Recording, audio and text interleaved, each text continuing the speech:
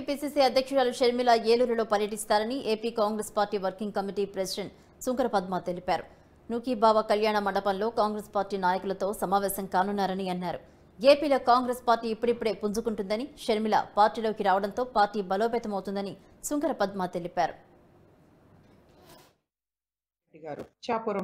రాజశేఖర రెడ్డి గారు పాదయాత్ర ముగించినటువంటి పైలాన్ దగ్గర నుంచి కూడా ప్రజా సమస్యలు తెలుసుకుంటూ కాంగ్రెస్ పార్టీ నాయకులు కార్యకర్తలందరితో కూడా విషయాలన్నీ తెలుసుకుంటూ కాంగ్రెస్ పార్టీని బలోపేతం చేసుకోవాలి, మళ్ళీ కాంగ్రెస్ పార్టీని అధికారంలోకి తీసుకురావాలంటే చేయవలసినటువంటి కార్యాచరణ గాని అన్నిటినీ కూడా కూలంకషంగా తెలుసుకుంటూ అందరితో మమేకమవుతూ ఉదయం 10 గంటలకు కాకినాడలో సూర్యకళా మందిరంలో అమలాపురం పార్లమెంటు, కాకినాడ పార్లమెంటు, అదేవిధంగా రాజమండ్రి పార్లమెంటుకు చెందినటువంటి నాయకులు కార్యకర్తలతో కలిసి విషయాలన్నీ తెలుసుకోవటం, సూచనలు చేయటం జరుగుతుంది.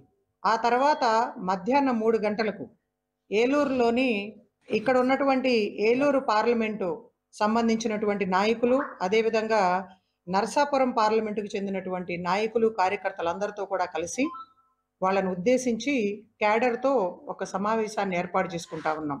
ముఖ్య ఉద్దేశం కాంగ్రెస్ పార్టీ బలోపేతం చేసుకోవటం, రాష్ట్రంలో జిల్లాల వారీ